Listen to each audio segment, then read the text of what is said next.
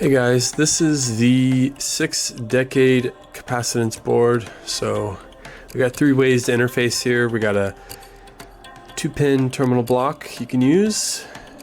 You got a 2 4mm banana jacks, and you have a 2-pin header. It's 0.1-inch pitch. So to use this board, say you want 30 nanofarads. So you got to go to the 10 nanofarad range. Now for this, you can turn on any of the 10 switches to get this 30 nanofarads that we want.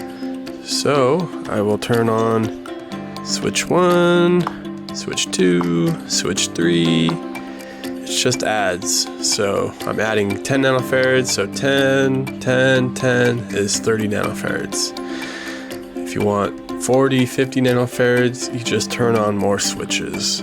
And if you want to add, say, 100 nanofarads, go to the 100 nanofarad range and just turn on any of these switches, and you will get, say, for this 100 plus the 40s, 140 nanofarads. Pretty simple. Alright, that's it. Thank you.